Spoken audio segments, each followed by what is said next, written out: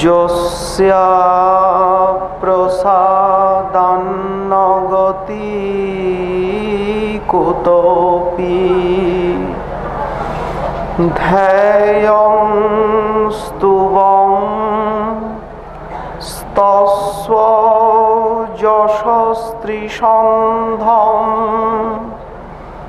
বন্দে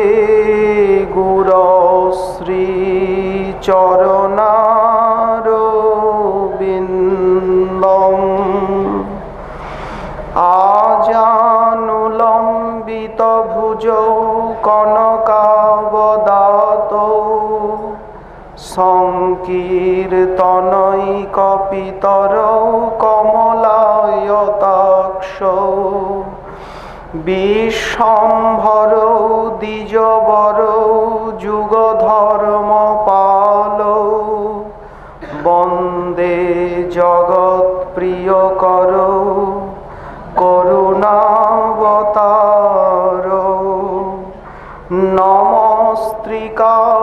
নমস্ত্রিকালসত্তায় জগন্নাথসুতায় চ সভৃতায় সপুত্রায় সকলত্রায় তে নমঃ বর্হাপিরাভিরামং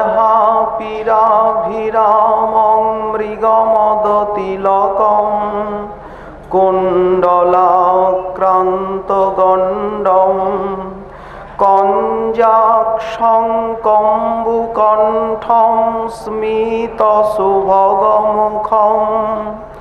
স্বাধরেণস্তবেনুম শ্যামং শান্তং ত্রিভঙ্গং রবিকরবসনং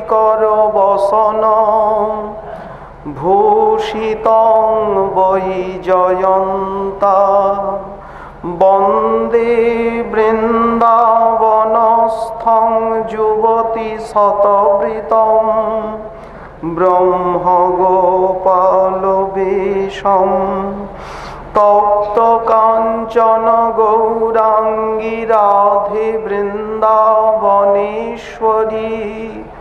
বৃষভানুসুতে দেবী ত্বং নমামি হরিপ্রিয়ে মূকং করোতি বাচালং পঙ্গুং লঙ্ঘয়তে গিরিম যৎকৃপাতমহং বন্দে পরমানন্দমাধবম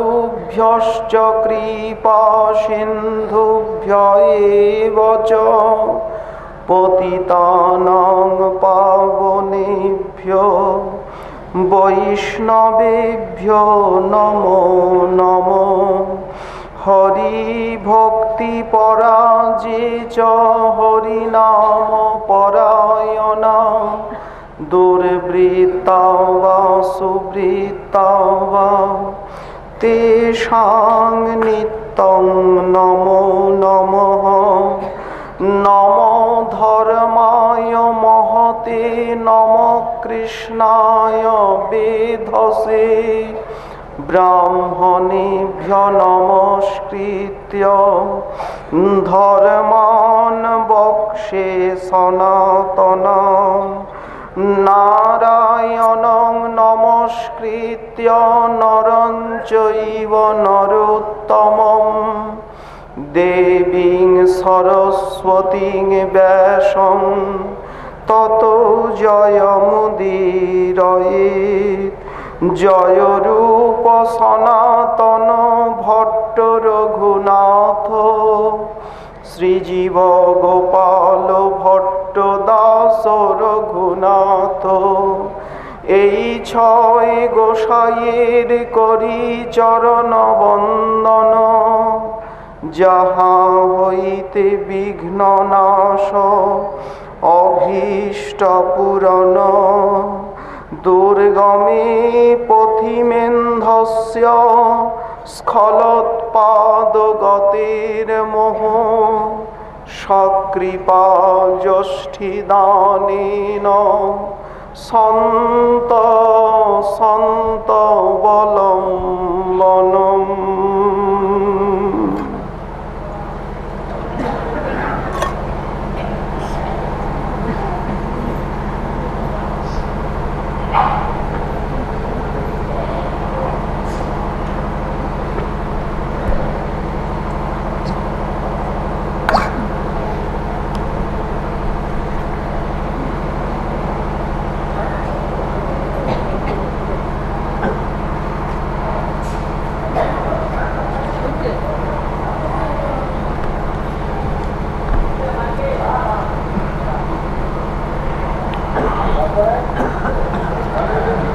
সর্বে শঙ্কর নারদাদয় ইহায়াতাঃ স্বয়ং শ্রীরপি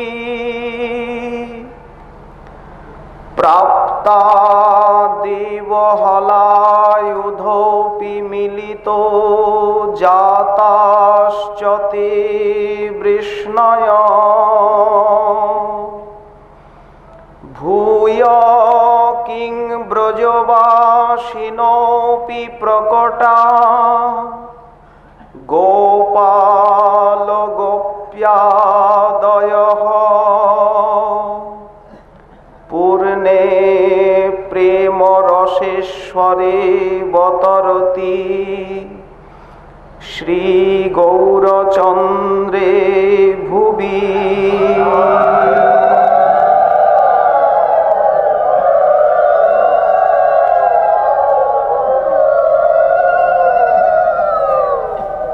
কলিযুগ পাবন প্রেম পুরুষোত্তম করুণা সিন্ধু শ্রীমন মহাপ্রভু পরম অন্তরঙ্গ প্রিয় পার্ষদ বর্জ্য বৃন্দারণ্য নিবাসী গৌরগত প্রাণ শ্রীপাদ প্রবোধানন্দ সরস্বতী চরণ তার চৈতন্য চন্দ্রামৃতম মহাগ্রন্থে অবতার মহিমা বর্ণন প্রকরণে 118 সংখ্যক শ্লোকে মহাপ্রভুর আবির্ভাবটি বিশ্বের ইতিহাসে ব্রহ্মার একটি দিনে সারা ব্রহ্মাণ্ডের ভিতরে যে একটি অলৌকিক মহাবিস্ময়কর ঘটনা, সেইটি স্বয়ং অনুভব করত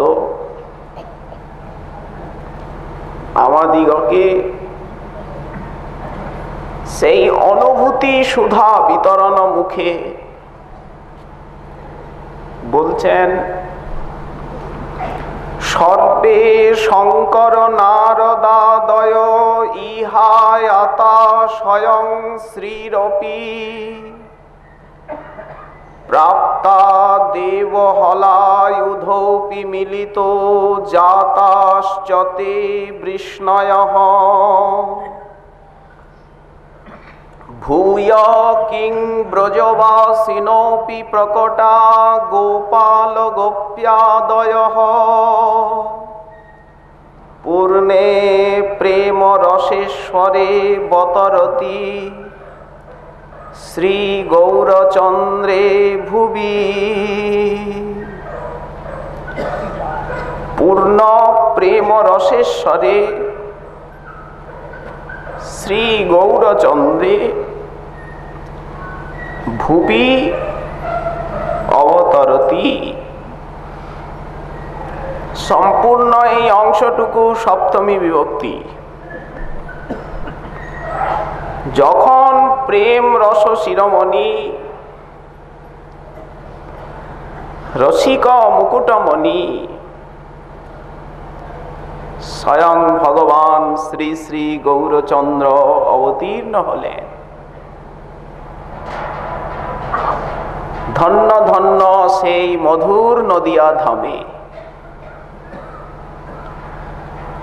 সেই ভুবন পাবনী নদিয়া পুরীতে সুরধনী তীরে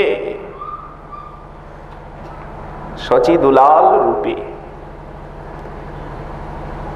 বাঙালির ঘরে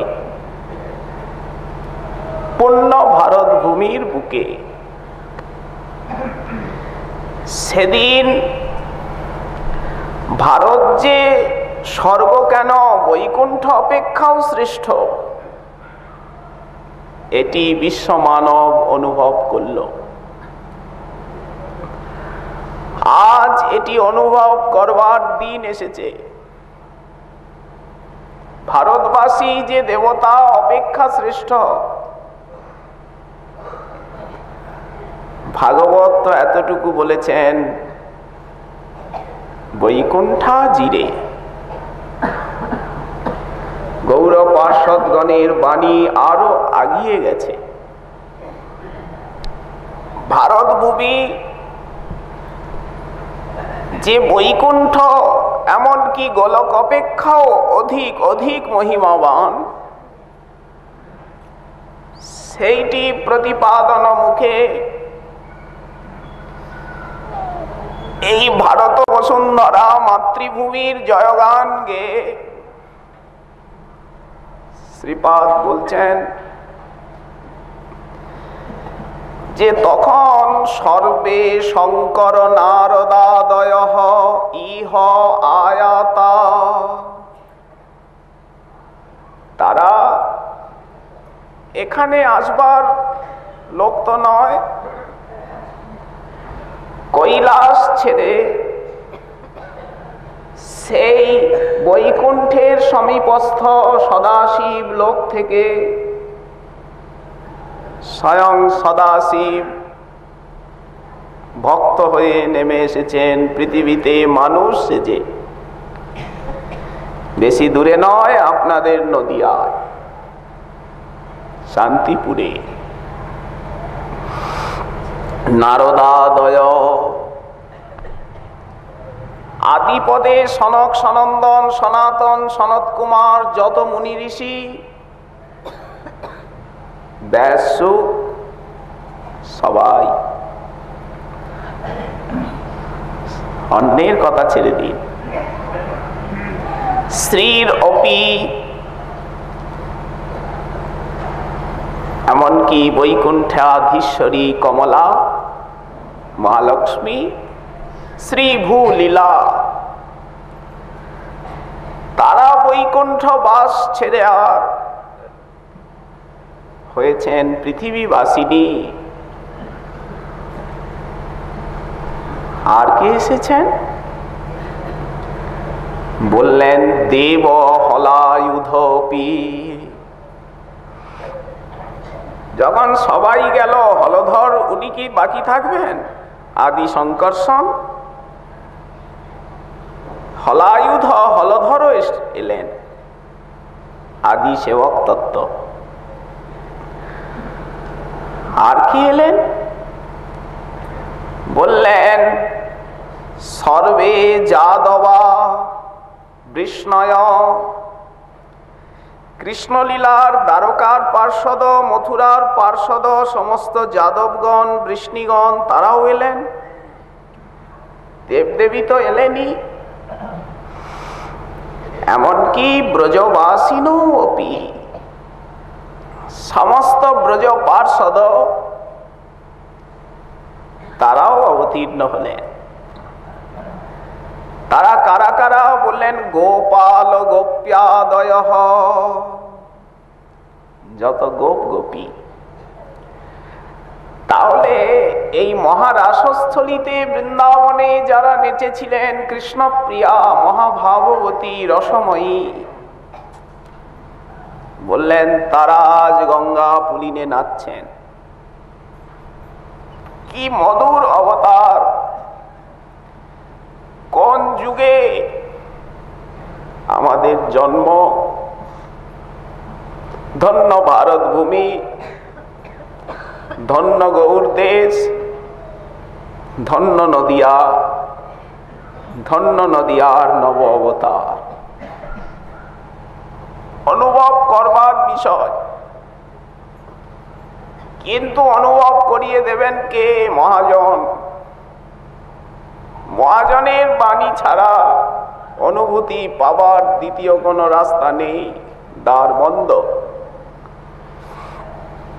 এই রকম মহা অসম্ভব ঘটনা ঘটে গেল, আমরা কিছু জানতে পারলামই না। বললেন ঘটে গেল না, অতীতের প্রয়োগ করছেন কেন? বর্তমানের প্রয়োগ করুন, আজও ঘটছে। ইতিপূর্ব শ্লোকে শ্রীপাদ বলেছেন যে নারদ, ব্যাস, শুকাদি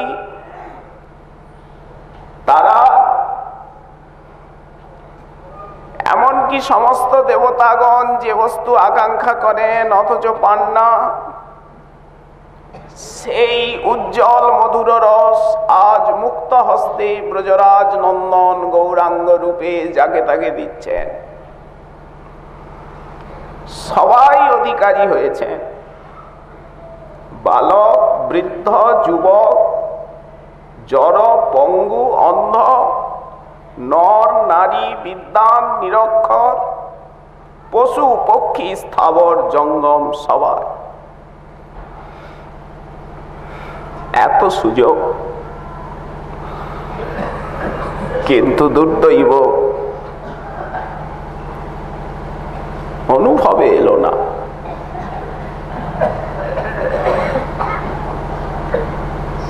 কি করে আসবে? এটাই ভাবনার বিষয়।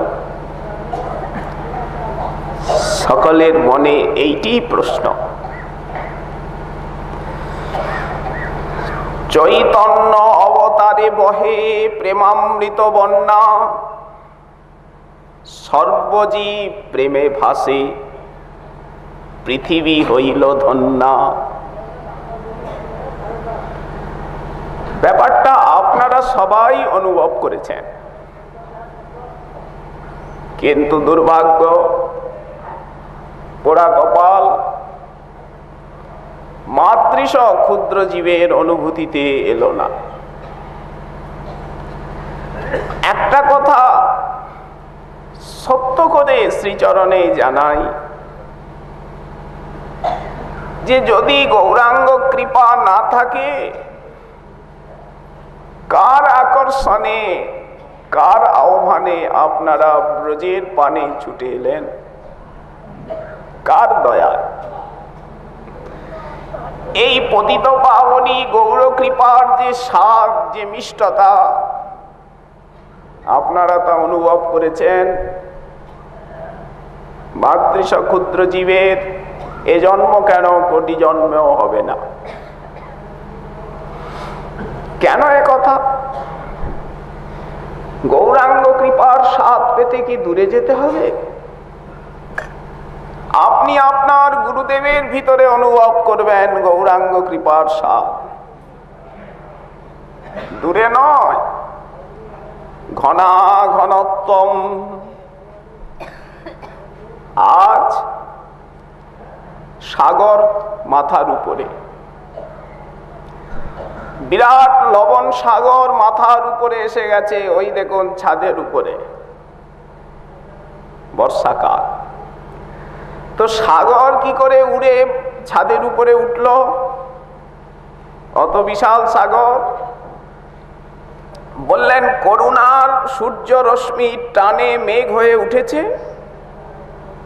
সাগরও ওঠে আকাশে, সাগরও উড়ে বেড়ায়, তবে চেনা যায় না। করুণা সূর্যের আকর্ষণে সাগরের জল মেঘ হয়ে নিরাকার সাকার হয়। নিরাকার, নির শব্দে জল, তাহলে নিরাকার সে নবনিরোধাকার হয়। তেমনি করুণা সিন্ধু শ্রীমন মহাপ্রভুর কৃপা দ্বারে দ্বারে ঘুরে বেড়াচ্ছে নরাকারে, নিরাকারে নয়, নরাকারে। চিনতে পেরেছেন কি সেই করুণাকে? আপনারা চিনবেন না, চিনবে কে? সেটি কি না পতিত পাবন শ্রী গুরুদেব। অতএব মাদৃশ ক্ষুদ্র নিজ পতিত অন্ধ এমন জীবগণকে যারা আশ্রয় দিয়ে, নাম মন্ত্র দিয়ে, ভক্তি রজ্জুর সহায়তায় টেনে উপরে তুলছেন, তারাই তো গৌরাঙ্গ কৃপার মূর্তি, মহাজন মহান্ত। নিজ কার্য নাই তবু জান পরঘর। এইটুক বুঝলে সব বোঝা হয়ে যায়, কিচ্ছু আর বোঝার বাকি থাকে না। তাহলে প্রেমানুভূতি হচ্ছে না কেন? বললেন গুরুতে বৈষ্ণবেতে অপরাধ আছে, মনুষ্য বুদ্ধি আছে। কেবল এইটুক দোষে বঞ্চিত হয়ে পড়ে আছি, মায়ার লাথি খাচ্ছি। কত লাথি যেটা দিন রাত মায়া দুঃখ দিচ্ছে, অনুভবের বিষয়। চৈতন্য অবতারে বহে প্রেমামৃত বন্যা, আজও বইছে। কাকে প্রেম বলে? হরি নামই তো প্রেম, হরি কথাই তো প্রেম, হরি সেবাই তো প্রেম। আবার প্রেম কি? প্রেম বইছে, ভক্তি মহারানী নৃত্য করছেন, আপনারা দেখছেন, কিন্তু মাদৃশ জীবের নয়ন অন্ধ। প্রেম দেখছেন না? হরি কথাই তো প্রেম, হরি নামই প্রেম, হরি সেবাই প্রেম, গুরু সেবাই প্রেম, বৈষ্ণব সেবাই প্রেম। আবার প্রেম কি? বিশ্বাস হলে এইখানেই নির্মল আনন্দের অনুভূতি। তার জন্য হতে হবে অনিন্দুক অদোষদর্শী। কলি জীবকে সেই প্রেমটা নিতে দিচ্ছে না। বৃষ্টি হচ্ছে, স্বাতী নক্ষত্রের জল পড়ছে, কিন্তু যদি ঝিনুক তার মুখকে বন্ধ করে রাখে, তাহলে কি বলুন মুক্তা হবে ঝিনুকে? এই জন্য ঝিনুকের একটা স্বভাব, সব ঝিনুকে মুক্তা হয় না। যে ঝিনুকে হয় সেই ঝিনুকগুলো মুখকে খুলে রাখে, কারণ ওরা তো জ্যোতিষী নয়, প্রকৃতি ওদেরকে চালায়। যে জানবে, পাজিপুতি দেখবে কবে স্বাতী নক্ষত্র, ওদের একটা স্বভাব, সমুদ্রে ওরা মুখটা খুলে রাখে। কখন যে সাতী নক্ষত্রের জল পড়বে, বললেন পড়লেই সঙ্গে সঙ্গে ওতে মুক্তা হবে। হাতির মাথায় পড়লে মুক্তা হবে, সাপের মাথায় পড়লে মণি হবে, কলা গাছে পড়লে কর্পূর হবে, গাভীর মস্তকে পড়লে গোরচনা হবে। রূপকথা নয়, সত্য। তেমনি দৈন্য, আরতি, উৎকণ্ঠা, ব্যাকুলতা, হৃদয় কপাটকে যদি খুলে রাখা যায়, তাহলে সেই প্রেমামৃত বন্যা, সেই প্রেম বৃষ্টি হৃদয়কে স্পর্শ করবে। অর্থাৎ নিষ্কপটে গুরু বৈষ্ণবের চরণে নিজেকে বলিদান করতে হবে। মহাজন বলেছেন যে যেন অবিচারে আজ্ঞা পালন করতে পারি, যেন অবিচারে বিকাইতে পারি। শব্দগুলি প্রণিধান যোগ্য বিষয়। বিচার এসে যাচ্ছে। চৈতন্য অবতারে বহে প্রেমামৃত বন্যা, সব জীব প্রেমে ভাসে, আজও ভাসে। পৃথিবী হইল ধন্যা, এই বন্যায় যে না ভাসে সেই জীব ছাড়। কোটি কল্পে তবু তার নাহিক নিস্তার। কোটি কল্পে উদ্ধার হবে না। অর্থাৎ এই সুযোগ যদি একবার হাতের থেকে ছুটে যায়, এ সুযোগ জীবনে আর আসবে না, আর পাওয়া যাবে না। কে বলছেন? স্বয়ং মায়াদেবী নামাচার্য ঠাকুর হরিদাসকে কথা বলছেন। চৈতন্য চরিতামৃত অন্তলীলা তৃতীয় পরিচ্ছেদ। যখন ফুলিয়ায় ঠাকুর হরিদাস গঙ্গা তীরে অবস্থান করছিলেন, কেমন নামাচার্য, কেমন নাম সাধনার মহিমা। নামাশ্রয়ী হওয়া গেল না, বিশ্বাস হলো না। নাম করি বটে,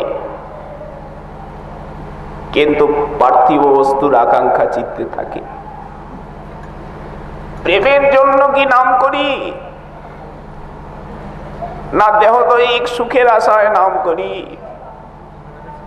দেখুন, নামাশ্রয়ীর যে মায়া দাসী হয়, শিষ্যা হয়, তার দৃষ্টান্ত প্রভু দেখাচ্ছেন।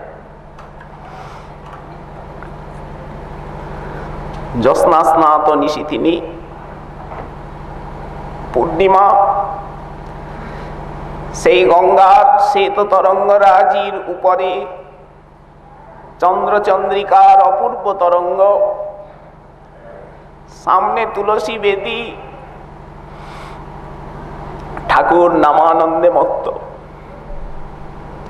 সহসা দেখছেন স্থানটা যেন পীত বর্ণে ভরে গেল, যেন সূর্য উঠেছে।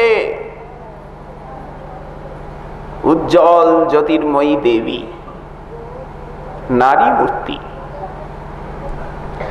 তিনি প্রণাম করে তুলসী পরিক্রমা করে সেই গোফা দ্বারে বসে অপেক্ষা করছেন। ঠাকুর নামানন্দে মগ্ন, মাঝে মাঝে তাকান, নানা হাবভাব প্রকাশ করছে। শ্রদ্ধায় হৃদয় ভরে যায়। যখন চিত্ত নির্মল হয়ে যায়, তখন রমণী মূর্তি দর্শন করলেই মনে হয় নিজের জননীর কথা।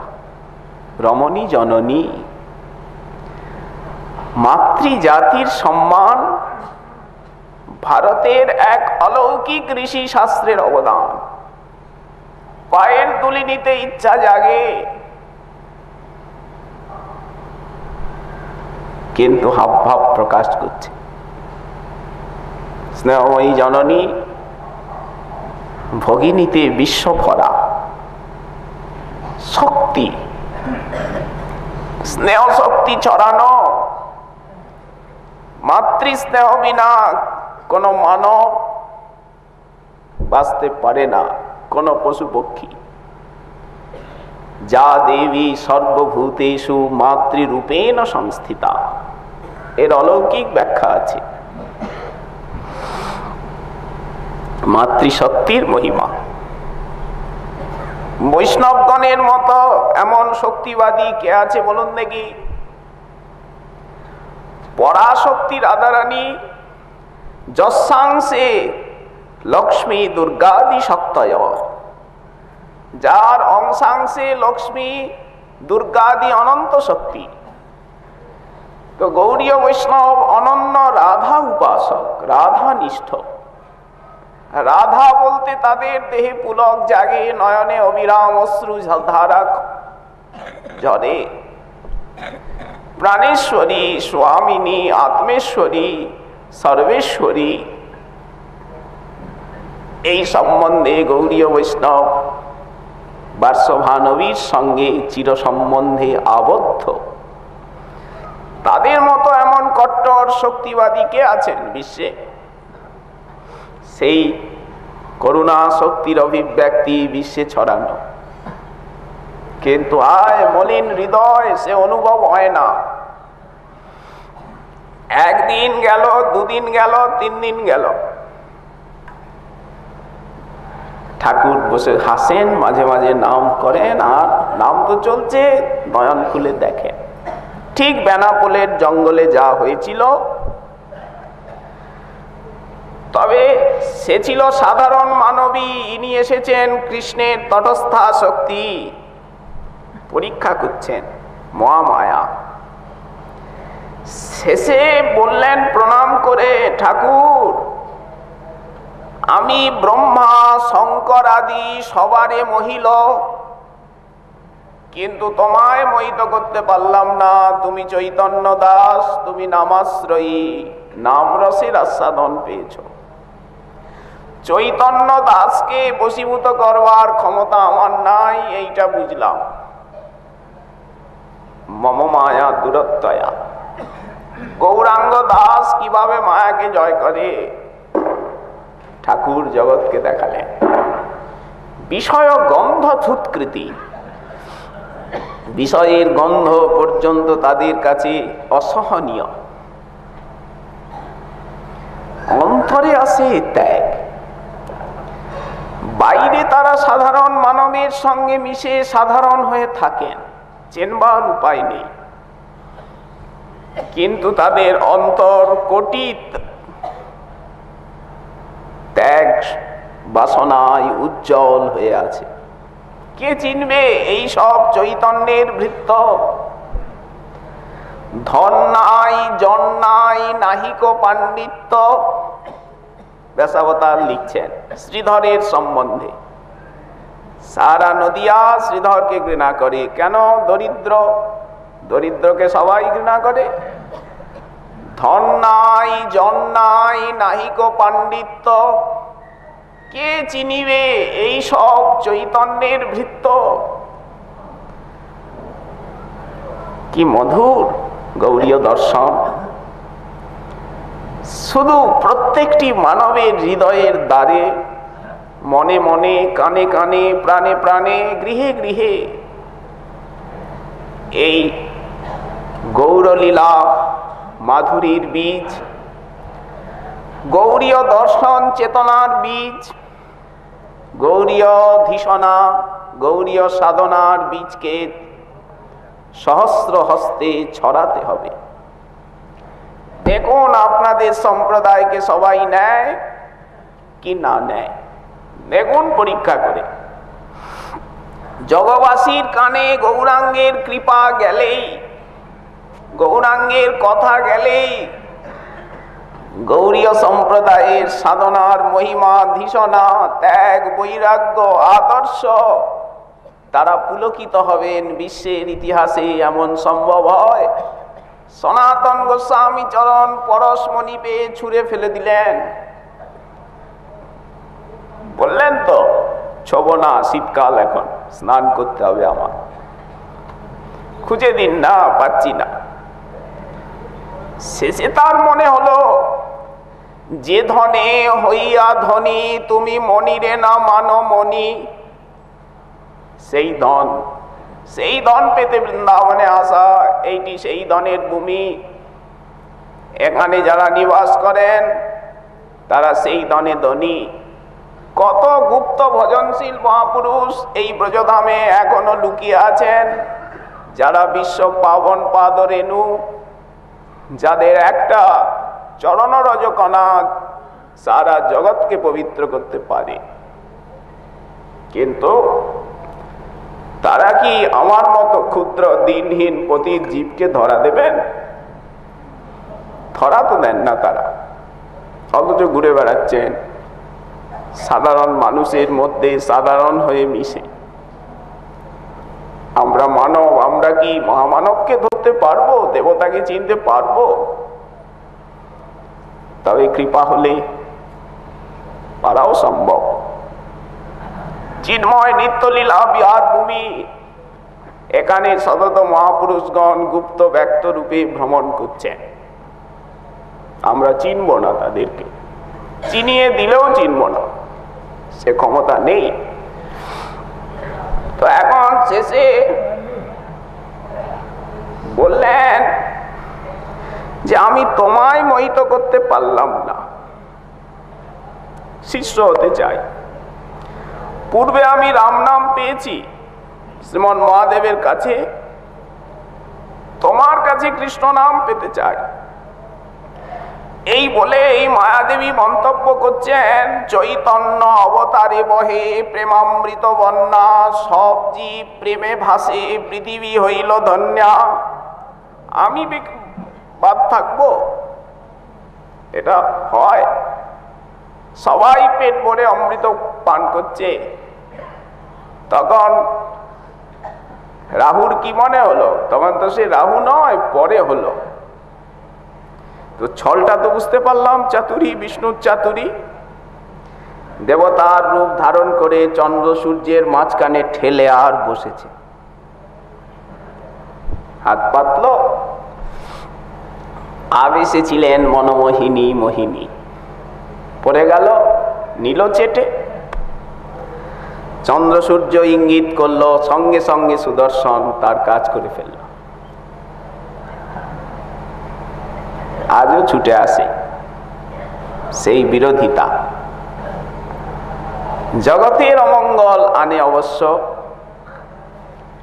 কিন্তু যারা আধ্যাত্মিক সাধক তাদের প্রভূত মঙ্গল দেয় রাহু। এই যে দুটো গ্রহণ গেল, একটা সিদ্ধ যোগ ছিল। তো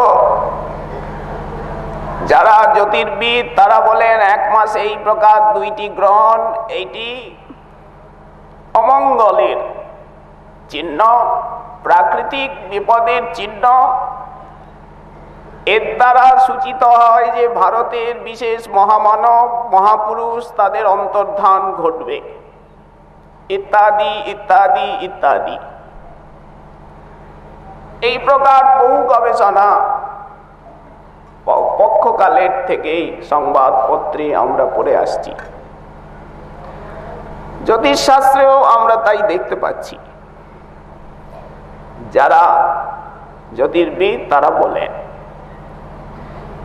এগুলি বহিরঙ্গ জগতের কথা, জ্যোতিষশাস্ত্র বৈষ্ণবের জ্ঞাতব্য বিষয় নয়। তবে কিন্তু যেটা আধ্যাত্মিক প্রাকৃতিক ক্ষতিগুলি ভক্তের জীবনে উন্নতির কারণ হয়ে থাকে। যেমন প্রহ্লাদের বিপদ, জীবনে যে বিপদগুলি সেগুলি তার জীবনে সম্পদ দিয়েছে। জগতে যা দুঃখদ ভক্তের কাছে তা সুখদ। উল্টো তো, এটা তো উল্টো রাজ্য, সম্পূর্ণ উল্টো। এখানে মাথা দিয়ে হাঁটতে হয়, জগতে সবাই পা দিয়ে হাঁটে, কিন্তু ভক্তি পথে উল্টো হয়ে মাথা দিয়ে হাঁটতে হয়। এখানে সবাই দাঁড়িয়ে থাকে, ভক্তিপথে যারা চলেন তাদের মুখ থুবড়ে মাটিতে পড়ে থাকতে হয়। উল্টো জগৎ। গীতাতেও বলা হয়েছে যে সেই অশ্বত্থ গাছের মূলটা উপরে আর শাখা প্রশাখা নিচে। ছন্দাংসি যস্য পর্ণানি যস্তং বেদ সবেদবিদ। এটা উল্টো রাজ্য। পার্থিব মায়ার জগৎ এক প্রকার, ব্যবহারিক জগৎ এক প্রকার, বিচার বুদ্ধি এক প্রকার, পরমার্থ জগৎ সম্পূর্ণ উল্টো প্রকার। এখানে মাথা দিয়ে হাঁটতে হয়, শুয়ে থাকতে হয়, দাঁড়ানো চলবে না, আবার মুখ থুবড়ে মাটিতে পড়ে থাকতে হয়, কাদা হয়ে থাকতে হয়, যাতে নরম মাটির উপরে সবাই নেচে আনন্দ পায়। কি বোঝা গেল? তিতিক্ষা, সহিষ্ণুতা, দৈন্য, বিনয়, ক্ষান্তি ইত্যাদি অপ্রাকৃত দিব্য গুণগণে বিভূষিত হতে হয়। বৈষ্ণবের স্বভাবের কি অপূর্ব মাধুর্য! বৈষ্ণবের স্বভাবের যদি ব্যাখ্যা করা যায় গুণের, ভগবান ভক্তের গুণ বলতে সহস্রমুখ। কৃষ্ণের যতেক গুণ ভক্তেতে সঞ্চারে। মায়া বললেন, তোমায় মোহিত করতে আমি পারলাম না, পারবো না, শিষ্যা হব। মহামন্ত্র দিলেন ঠাকুর। মায়া তার অনুভূতি ব্যক্ত করছে এই অবতারে, এমন সুযোগে যিনি নিস্তার হলেন না, কোটি কল্পে তার নাহিক নিস্তার। কেমন চমৎকার কথা! এই যে সরস্বতী পাদ বলছেন, ব্রহ্মা, শিব, কমলা, নারদাদি মুনি ঋষি, তারা সবাই আজ নররূপ ধারণ করে গৌরাঙ্গের সেবার জন্য ব্যাকুল হয়েছে। একথা চৈতন্য চরিতামৃতেও কবিরাজ গোসাইপাদ বলেছেন।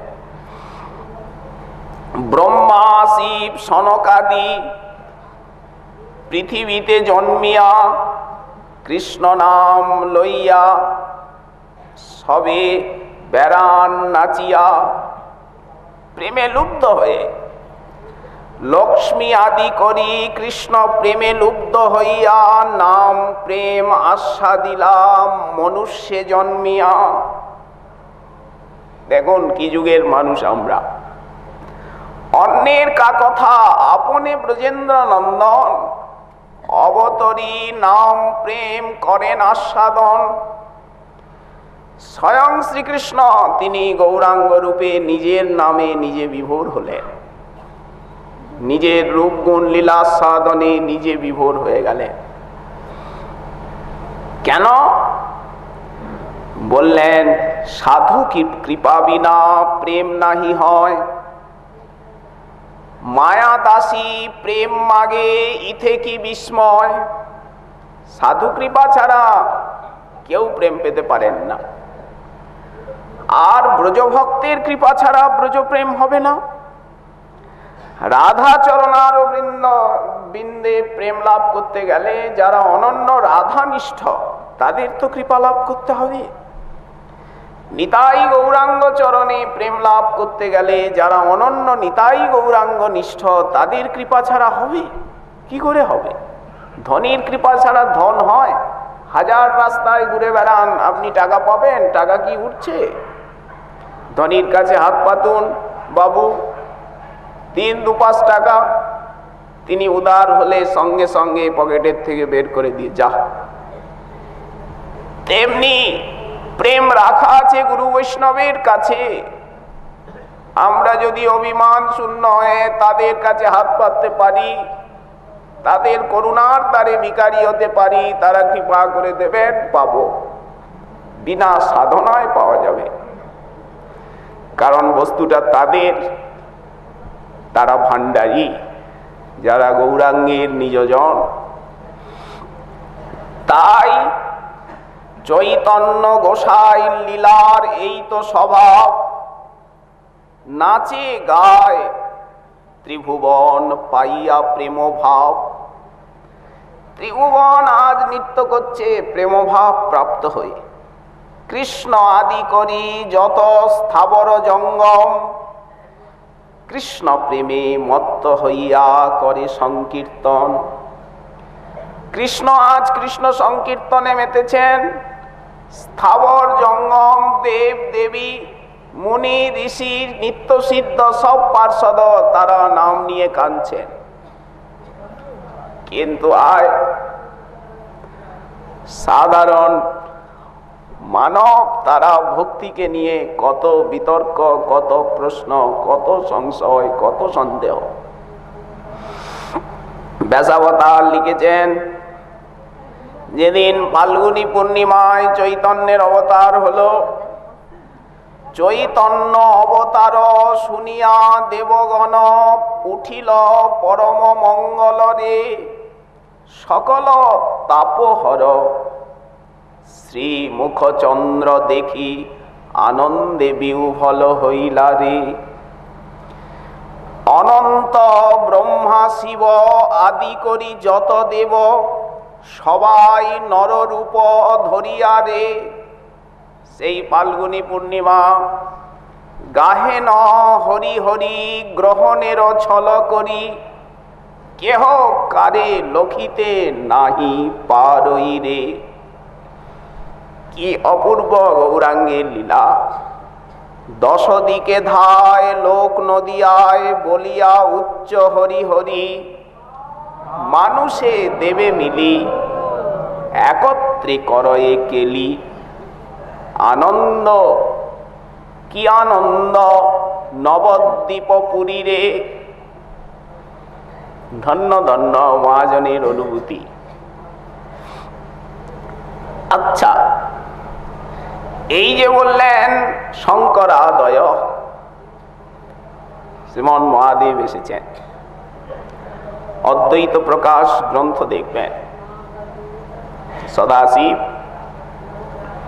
ঈশান নাগর কৃত। সদাশিব এবং মহাবিষ্ণু মিলিত হয়ে নাম প্রেম প্রচারের জন্য অদ্বৈত রূপে অবতীর্ণ হলেন শান্তিপুরে। অপূর্ব গ্রন্থ অদ্বৈত প্রকাশ, ঐতিহাসিক। এখন এত পতিত পাবনী লীলা গৌরাঙ্গের, স্বয়ং ব্রহ্মা তিনি গোবৎস অপহরণ জনিত অনুতাপে অনুতপ্ত হয়ে নাকি হরিদাস রূপে এলেন, ব্রহ্ম হরিদাস।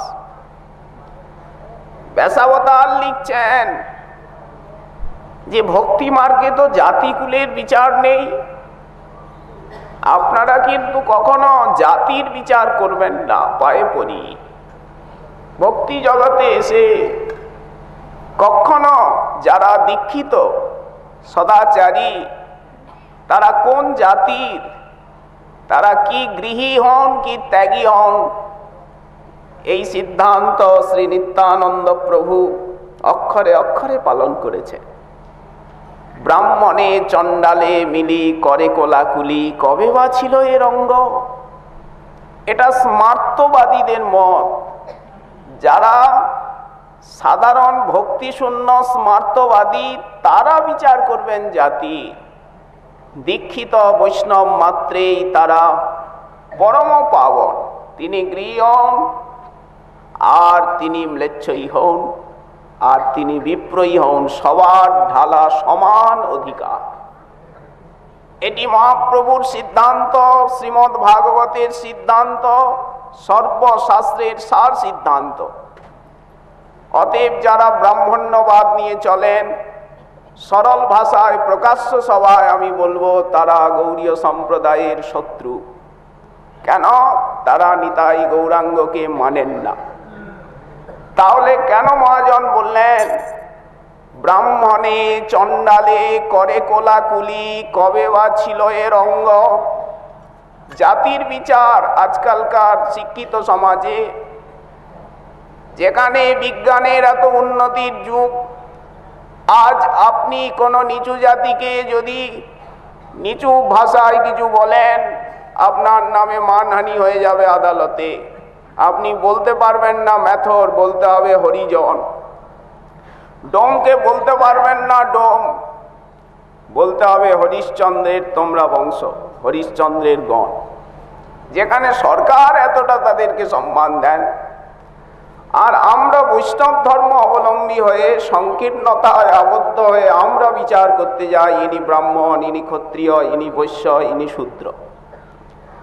অথচ বিচার করলে দেখা যাবে যিনি ব্রাহ্মণ অভিমান পোষণ করেন তিনি সর্বভূক, আর হয়তো একজন দরিদ্র নীচ কাঙাল তিনি হয়তো পরম সদাচারী ভজনশীল বৈষ্ণব। এগুলি প্রণিধানযোগ্য বিষয়। এই জন্য যেখানে আজ বিজ্ঞানের যুগ, সদাচারহীনতার যুগ, সেখানে আপনি কি করে নিজেকে ব্রাহ্মণ ভাবতে পারেন বলুন দেখি? এই দাম্ভিকতার সাহস কি করে হয় আজ বিজ্ঞানের যুগে, সরকারের এত প্রগতির যুগে, যেখানে আইনে আরক্ষণ বিধি, যেখানে নিম্নবর্ণ আগে চাকরি পাবে? হন না আপনি উচ্চ বর্ণের, জান দেখি সরকারি চাকরি পান কিনা? সেখানে আমরা মহাপ্রভুর সম্প্রদায়ে এসে ব্রাহ্মণ্যবাদ কি করে প্রচার করতে বা প্রতিষ্ঠা করতে চায়, বিশেষ প্রণিধানযোগ্য বিষয়।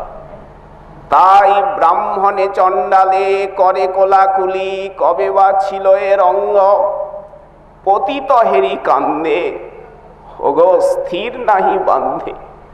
গৌরাঙ্গের করুণা, তার উদারতাকে যেন আমরা কালিমা লিপ্ত না করি, যেন শচীনন্দনের মুখে কালি না দিয়ে আমরা যেন সম্প্রদায়ের যে ঔজ্জ্বল্য, যে মাধুর্য, যে মহিমা, সেই মহিমাকে কখনো কুণ্ঠিত না করি। পতিত হেরি কান্দে, স্থির নাহি বান্ধে, করুণা নয়নে চায়। দরিদ্রকে কোলে তুলে নিচ্ছেন, ধনীর আদর যেন আমরা না করি, দরিদ্রকে যেন ভালোবাসতে শিখি, যেন অর্থের আদর না করি, যেন ত্যাগকে জীবনের শ্রেষ্ঠতম সম্পত্তি রূপে বরণ করে নিতে পারি। তবে তো গৌরাঙ্গ দাসানুদাস, তবে তো গৌরাঙ্গের, তবে তো গৌরীয় বলে পরিচয় দেওয়ার যোগ্য বলা যাবে, তবে তো বলা যাবে যে আমরা নিত্যানন্দ দাস।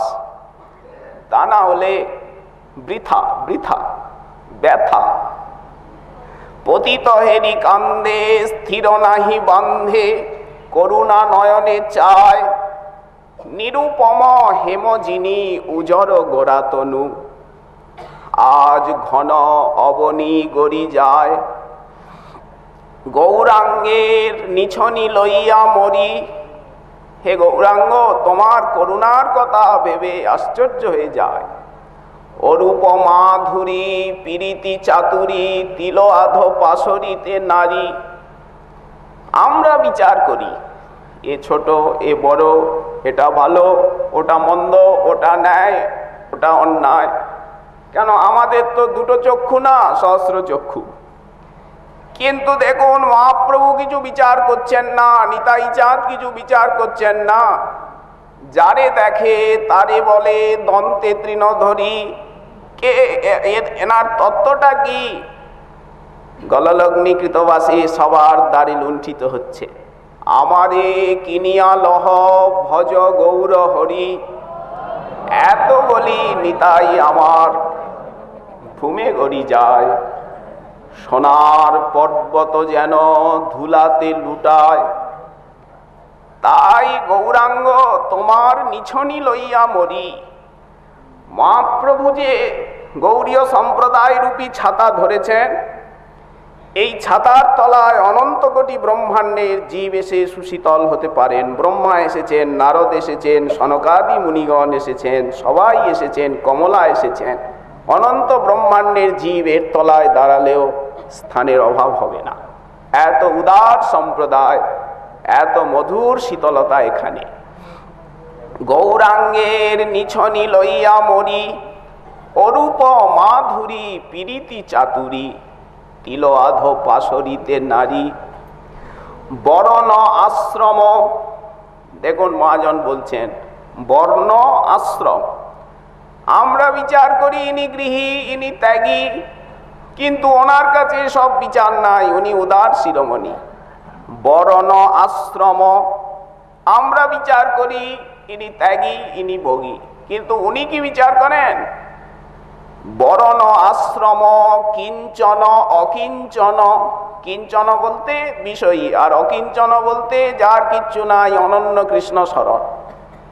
বর্ণ আশ্রম কিঞ্চন অকিঞ্চন, কারো কোনো দোষ নাহি গণে। কমলা শিব বিধি দুলহ প্রেম নিধি। যা কমলা শিব বিধি পান্না, সেই দুর্লভ প্রেম নিধি। দান কয়ল জগজনে, ওই ছন সদয় হৃদয় রসময়। গৌর ভেল পরকাশ। এত দয়া উদারতা চাই, যাতে আমাদের সম্প্রদায়ের ভিতরে কোনো সংকীর্ণতা না থাকে। সাম্প্রদায়িক সংকীর্ণতা বর্তমান সময়ে এক দণ্ডনীয় অপরাধ। অতএব সর্বপ্রকার সংকীর্ণতা মুক্ত হবে আমাদের মহাপ্রভুর ভাবাদর্শ, গোস্বামী পাদগণের ভাবাদর্শ।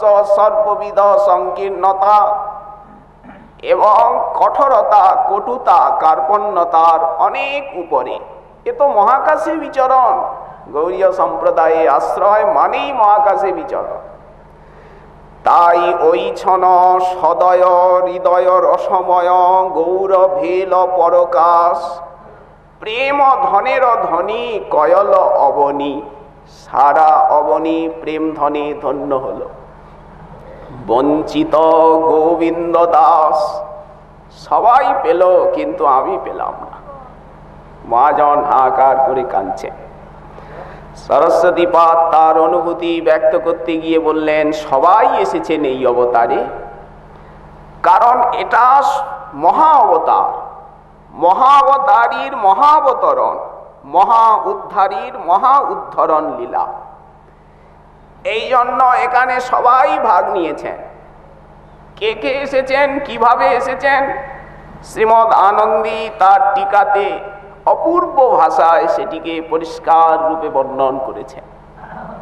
দণ্ড দণ্ড গৌর অবতার শ্রী শ্রীমান মহাপ্রভুর কৃপা হলে আগামীকাল আবার এই বিষয়ে আস্বাদনের আকাঙ্ক্ষা রইল। আজকে আমাদের শ্রী শ্রী চৈতন্য চন্দ্রামৃতম কথার এইখানে বিশ্রাম। প্রেমানন্দ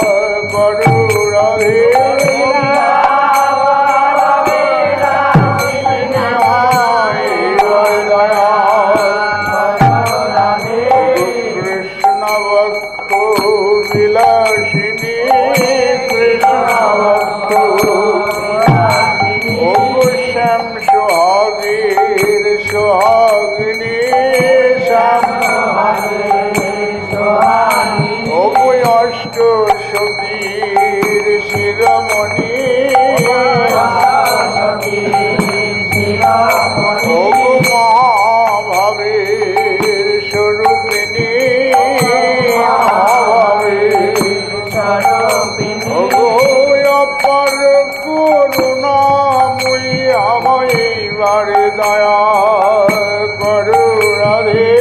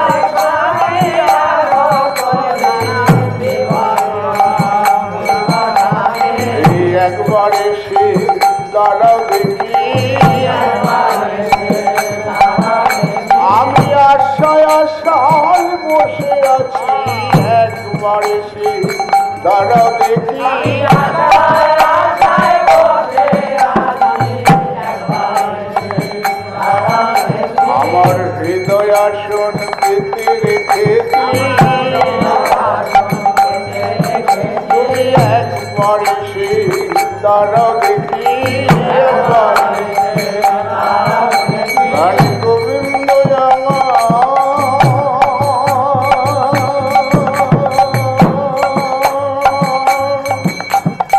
প্রাণী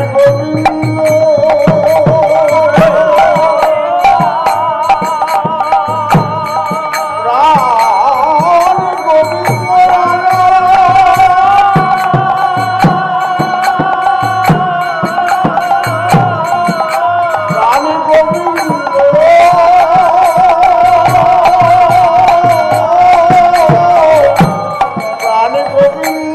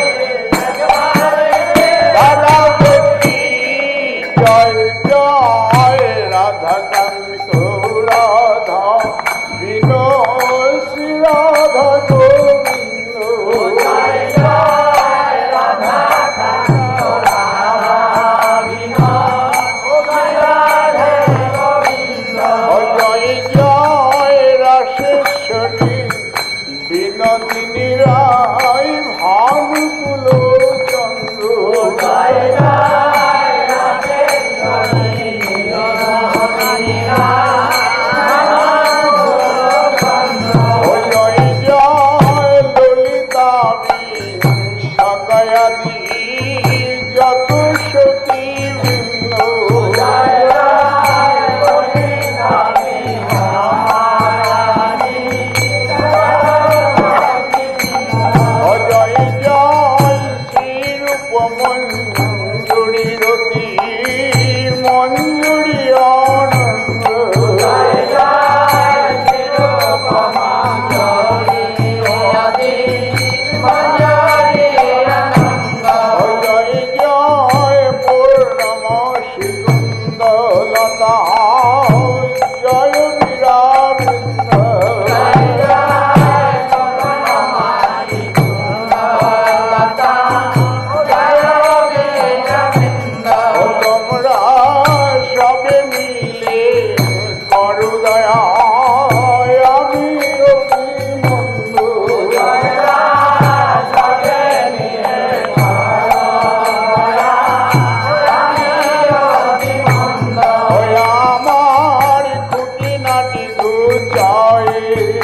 যাও শ্রী রাধা গোবিন্দ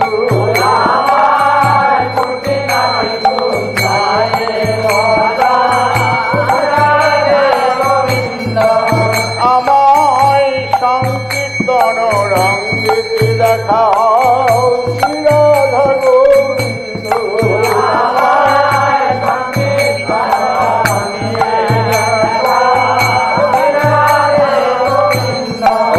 আমায় কৃপা করে হিয়ায় জাগাও শ্রী রাধা গোবিন্দ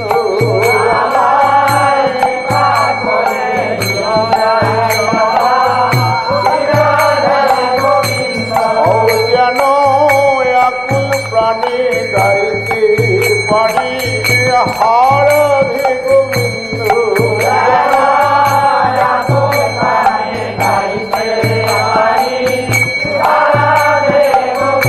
আমায় আকুলতা বাড়াই দাও যেন আকুল প্রাণে গাইতে পারি আকুলতা বাড়াই দাও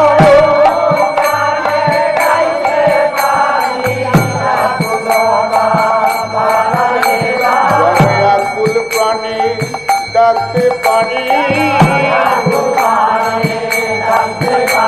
আমি জয় রাধে শ্রী রাধে বলে আকুল প্রাণে ডাকতে পারি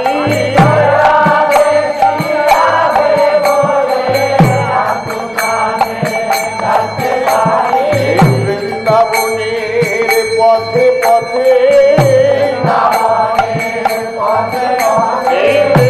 বৃন্দাবনের বনে বনে বৃন্দাবনের কুঞ্জে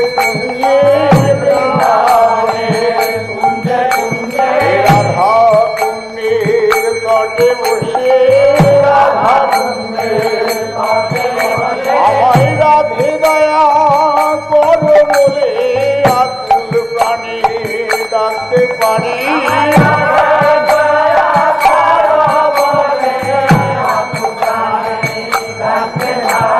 রাধে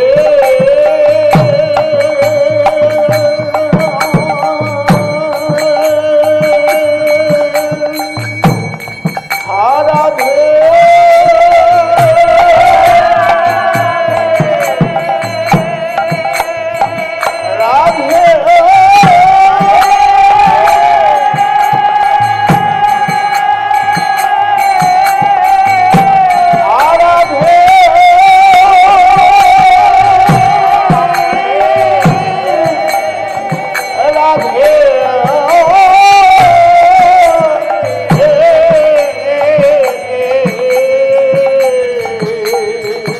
যেন আকুল প্রাণী ডাকতে পারি আমায় রাধে দয়া করো বলে রাধা